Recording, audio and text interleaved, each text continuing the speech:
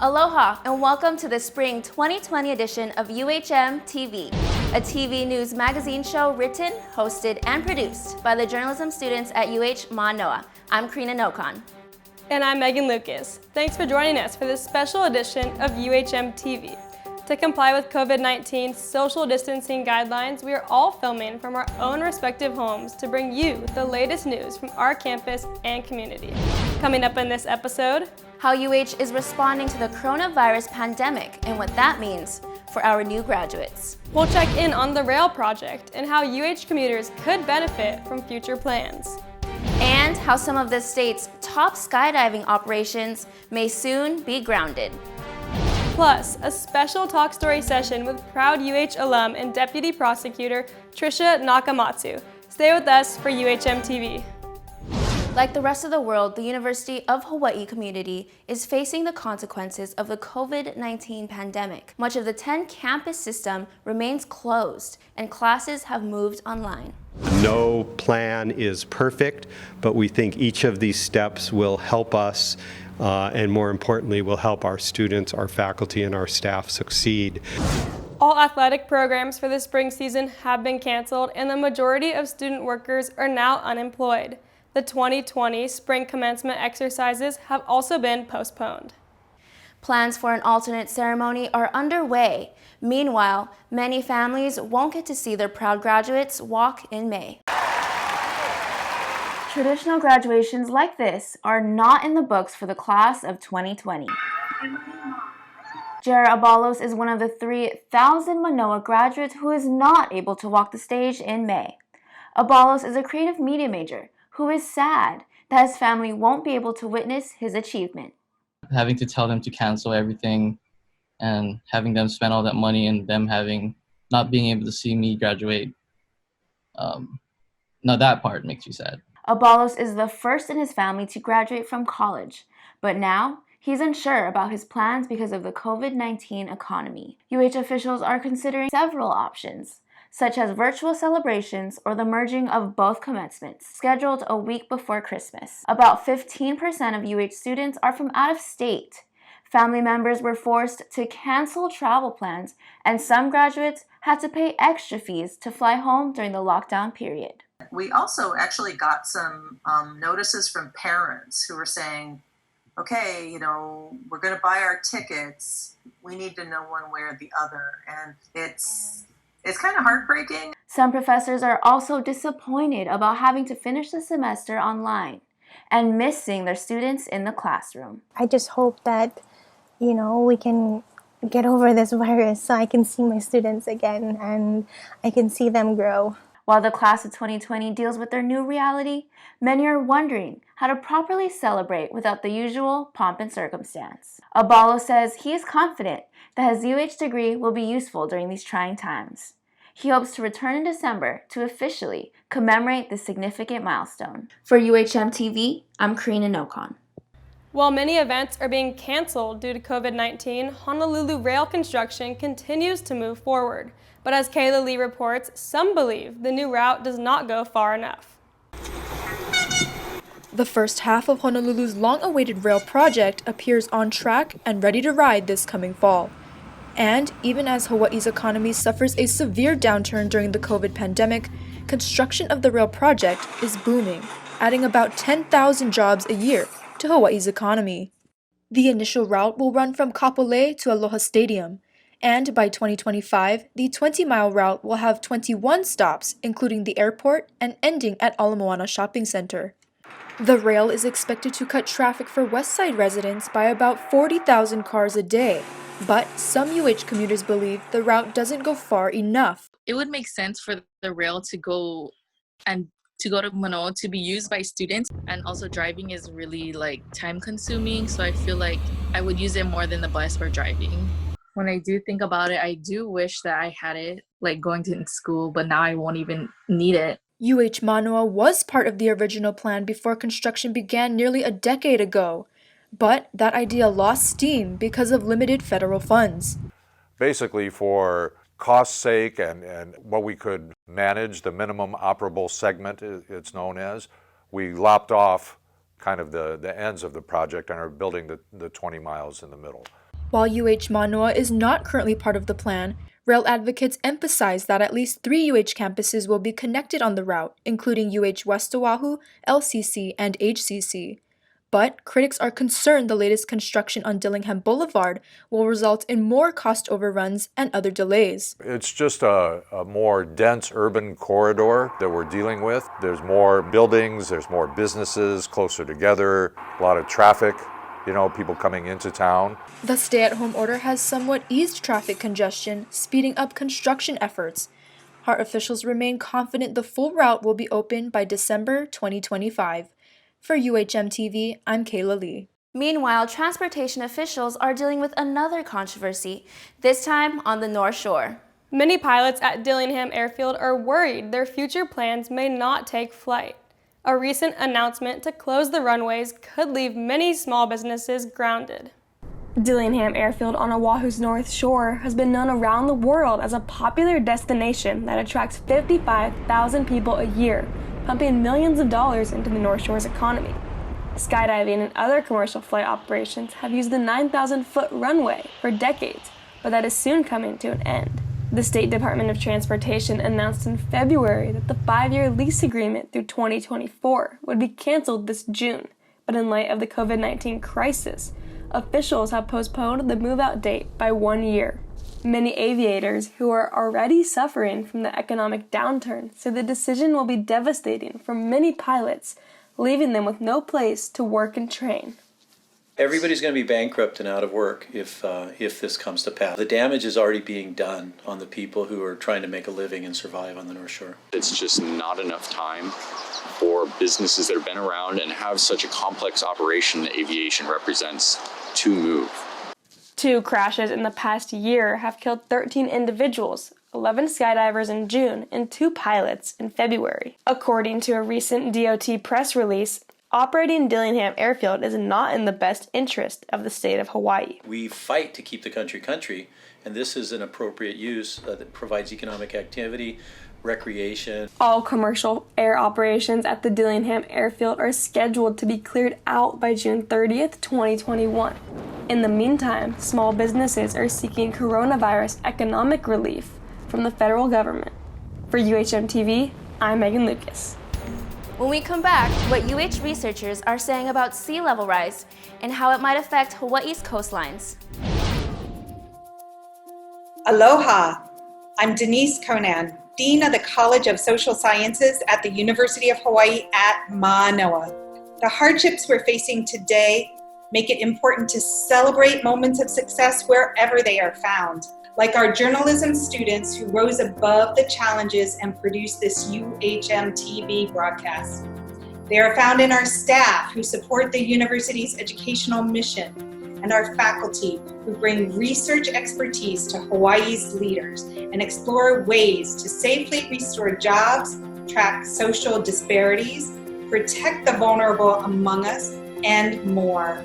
They are found in our alumni who are helping rebuild local and global communities. And they are found in our newest alumni, the graduates of the class of 2020, who are rising above today's challenges with resilience, tenacity, and hard work.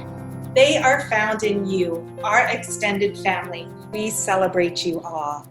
May you and your loved ones remain safe today and always. Welcome back to UHM TV. As communities around the world struggle with the impacts of COVID-19, the Centers for Disease Control faces a different epidemic affecting America's youth. Vaping continues to be a major problem among teens, and state lawmakers are now proposing a total ban on flavored tobacco products. Troy Jacobs has more. Candy-flavored vapes have grown in popularity among teens across America, especially in Hawaii. For our kids, it's not good. And these flavors are targeted at kids. I mean, tutti frutti, watermelon, grape, cotton candy. I mean, how can it not be targeted at kids? It's god awful. About 25% of Hawaii's teens use e-vape devices, which is just under the national average of 27%. Governor David Ige signed a bill in 2016 which raised the smoking age from 18 to 21. Now, lawmakers are showing greater concern because of the recent lung-related injuries due to teen vaping. EVALI, which stands for e-cigarette or vaping product use associated lung injury, is the new name the CDC gave in response to the growing number of severe lung-related injuries due to vaping. Symptoms of EVALI include shortness of breath, chest tightness, nausea, vomiting, and fever. Researchers have found a supplement in vape products that could be linked to EVALI. Vitamin E acetate has been found in laboratory tests and even patients who have EVALI. This vitamin is found in many foods including vegetables, meat, and even cosmetic products. But when inhaled, experts say it can interfere with normal lung function faster than regular cigarettes. Hawaii's lawmakers proposed a measure which will ban the sale of flavored tobacco products across Hawaii and will require public school teachers to confiscate e-vape devices from students. But vaping enthusiasts say the measure is unfair because only illicit vape products like these contain vitamin E acetate, which are sold through the black market and not the ones you see in stores. Our rights shouldn't be taken away because they think the problem is flavors. The problem isn't flavors. The problem is enforcement within a government. The industry itself enforces these rules. We enforce these rules. For UHMTV, I'm Troy Jacobs. UH researchers say sea level rise could cause billions of dollars in flood damage. As Alexa Gutierrez tells us, state lawmakers are proposing to limit any new development along the coastlines. Public beaches and private properties across Hawaii's coastline are being threatened by sea level rise. Scientists believe it could transform Hawaii within the next 80 years. All the islands are expected to see more than 3 feet of sea level rise, according to the UH Sea Level Center. A huge difference between islands and continents is that continental land dwellers can retreat inland. Island residents, especially for small low-lying islands, often have no place to go. The state predicts sea level rise could cause $19 billion worth in damage due to flooding, according to Hawaii's Sea Level Rise Vulnerability and Adaptation Report. Areas on Oahu that are deemed to be most vulnerable include real estate along the North Shore, Waianae, and Honolulu. The report suggests that sea level rise of 3 feet or more could potentially submerge most of Waikiki and downtown Honolulu, destroying popular tourist beaches, hotels, and multi-million-dollar properties. So what this means is sea level rise is going to impact all of these things, and we have to think about what we're going to do. Do we raise them? Do we move them? Do we build seawalls? The government has the authority to move infrastructures such as roads and other utilities, but that could pose many challenges for private landowners. So the public infrastructure and the private property are two different animals. With private property being threatened, it's really a big problem because there's a lot of it. Our coastal areas are lined by hundreds, if not thousands, of residential properties that will all be at risk from sea level rise. While lawmakers still consider climate change a top priority, it has taken a back seat due to the current COVID-19 crisis. The state capitol has been shut down since March, putting on hold nearly 24 bills on sea level rise. Some of these new bills will limit and restrict construction along the coastline. Federal emergency funds could be used to buy out homeowners who will potentially be losing their houses. For UHMTV, I'm Alexa Gutierrez. Meanwhile, another UH researcher is using science to help prevent coffee fraud. As Geneva Diaz tells us, the hope is to ensure that all coffee with Kona labels is truly authentic. Kona coffee farmers might have a new way to prove the origins of Kona coffee beans in the fight against coffee fraud. Because of its distinct location, some Kona coffee farmers have claimed that modern chemistry can now provide answers to whether or not that morning cup of coffee is true to its name. Sean Steinman, a UH alum who has been studying Kona coffee authentication for over a decade, says there are enough tools and methods for fingerprinting coffee, but there hasn't been enough of the front-end work to do it. And with coffee, it's really tricky because it's a complicated item that we deal with. It's not like an apple where you pick off the tree and you can eat it and then you can just analyze that and there's no processing. Coffee, there's a lot of processing. Steinman says other countries and regions that grow coffee must collect similar data in order to compare coffee fingerprints. It's one thing to say this could be the fingerprint of Kona, but you need context. What about the fingerprints of other coffees, right? Is this Kona or not Kona? The kind of math you have to do for this stuff requires you to have a lot of samples. Farmers Terry and Susan Fitzgerald of Decline Coffee believe that the best way to know if you're buying 100% Kona coffee is to get it directly from the farmers themselves. We distribute our coffee, honestly, I guess. It is what it is, and we tell you what you're getting. Kona coffee farmers want similar food labeling regulations that other specialty crops have here in the U.S., including Idaho potatoes, California Napa and Sonoma wines, and Vermont's maple syrup.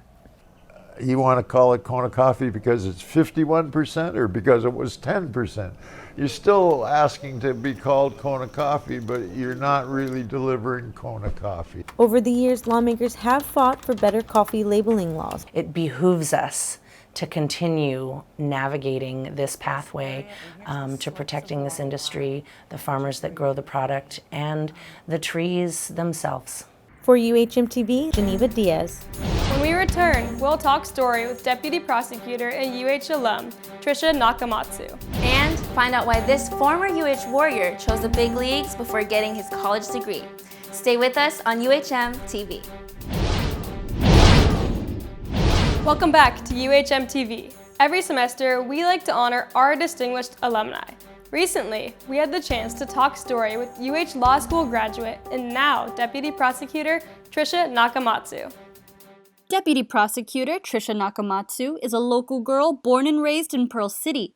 She's a graduate from Punahou, Claremont McKenna College, and the UH Manoa Richardson School of Law. She has worked in private and public practice, is a full-time working mom of two, and recently the president of the Hawaii Women Lawyers Association. You're coming up on 10 years of being the deputy prosecutor. What is a day in the life like for you? It varies widely. I actually have an unusual position in our department where half the year I'm one of the legislative liaisons. My partner and I do all of the legislative work. The other half of the year I'm a trial deputy, so it could be anywhere from misdemeanors, traffic even. It sounds a little cliche, but I'm a public servant at heart. I really feel very strongly that the work I do makes a difference, helps to protect our public safety and welfare. And every day I go into work knowing that I'm gonna do a good job to serve the people of Hawaii. So how has UH shaped your law career today? Oh gosh, I can't even begin to express my gratitude for my education at UH. The friends that I've made, the networking opportunities, of course the opportunity to get involved with Hawaii Women Lawyers has completely touched every aspect of my career. Hawaii Women Lawyers is very prominent in the legal community here in Hawaii. They're actually our women's bar association. I was very fortunate to learn from some of the best. So I do understand just from doing some research that men make up 64% of the legal profession. What is it like working in such a male-dominated field? It's no secret that that's the way the legal community is, or the legal profession is across the country at this point. But as the years go on, the women are dropping out of the system, and we're not exactly sure why. It could be family choices, it could be different career options, but it's something that we at Hawaii Women Lawyers are looking at very closely. So what's the most fulfilling part of your job? We don't have somebody who's going to pat us on the back at the end of the day and say, I'm so thankful that you were there for me, that you did this case, or that everything turned out the way it is. A lot of it, I think, is just knowing that we are serving a public good. And yes, there are victims who we are able to help, and when we're able to speak with them and they are positively impacted by our work, that makes a huge difference to us. It's a calling. Lastly, is there any words of wisdom you have for students or young women wanting to break out into the law career? Don't be afraid to try. Whatever opportunities come your way, just be prepared. As people say, success is where opportunity and preparedness meet. So get a good education, study hard, get involved in clubs, things that mean really something to you, and somehow things just work out. Opportunities will arise and you jump at them. We really appreciate chatting with you. Thank you for having me. When we come back, we'll find out how public schools are prepping to beat the heat. Plus, why this Seattle Seahawk wide receiver made the early move from UH to the big time. Stay with us.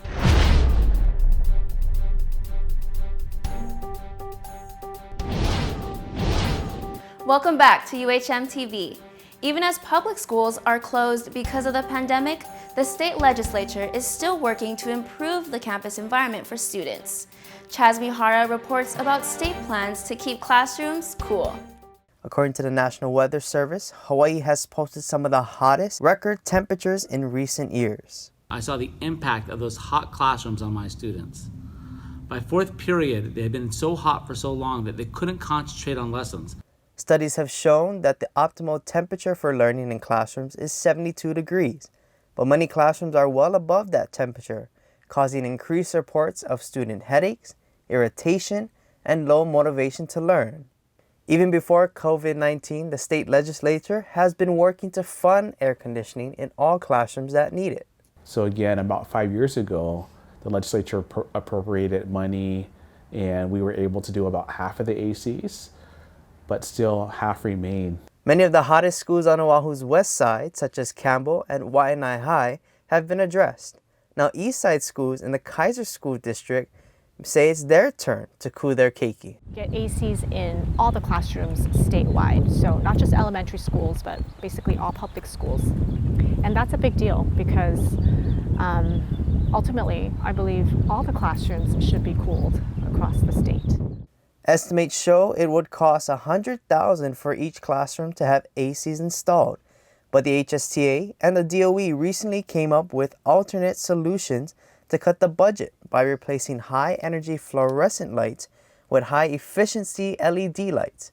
This solution would allow schools more capacity to install cheaper units and reduce costs to only $8,000 per classroom, a 92% saving. We've already done half of the schools statewide. It's only a matter of finishing the projects. While the state continues to focus on other pressing COVID issues, advocates are not giving up their fight and are pushing for cooler schools in time for the fall semester. For UHMTV, I'm Chaz Mihara. Thanks, Chaz. Now we turn to sports. Many student athletes struggle with the tough decision to finish college or launch a sports career. Reporter Kirsten Sibley has more on why some UH players choose the ball before the books. Former UH Warrior All-Star John Ursua got his big break after his junior year to head to the NFL. He is now a wide receiver for the Seattle Seahawks and has no regrets on missing out on his degree. It was a great opportunity. Obviously, the pros is obviously you get to make a little bit more money. According to the NFL, only 4% of college athletes get the opportunity to turn professional. That's why players like Ursua strike when the iron is hot. However, most of them do so before earning their degree. The league has always been the end goal, and for me, just a dream come true. Most players enter the draft before earning their degree. NFL regulations require that players have at least 3 years of college play before entering the big league and, of course, making the big bucks. Major League Baseball also follows the same trend. It's kind of about money. As a junior, you still have a year to play college baseball, so you can turn down any team that offers you a certain amount. After your senior year, most teams know that you have no other option other than to stop playing baseball. UH officials say they support their athletes who dream of making their sport a career, but hope many consider coming back to earning their degree. We advocate for it because we're an institute of higher learning. And also deep down we know that professional careers don't last forever. Players like Ursua will plan on fulfilling their dreams on the field first and then in the classroom. It's a fallback just in case football injury ends early. I think it's important for you to have your schooling done. For UHMTV, I'm Kirsten Sibley. That wraps up our 20th edition of UHMTV. Mahalo to the School of Communications and the College of Social Sciences for supporting our journalism program. And to all the 2020 graduates, congratulations. We leave you now for a final aloha from our Journalism 480 class. For UHMTV, I'm Carina Nocon. And I'm Megan Lucas. Until next time, thanks for joining us and aloha. Filming this show in my garage was quite the experience. It's like an experience that I'll never forget. Under these circumstances, we still put on 2 great shows that I think we could be really proud of. Especially with COVID-19 and the challenges that we have faced our senior year, I'm just so proud of my classmates. This whole process really made us come together as a class and as friends. I'm gonna miss every single one of you guys. Not even just as classmates, but as some of the closest friends that I've made during college. Just hope after graduation everyone is safe and happy and finds their place in life. And I'm really excited to be finishing school and to devote my life to being a journalist. It's been a crazy ride, and I'm so grateful for everything. I'm going to miss the graduates so much, and I wish everyone the best.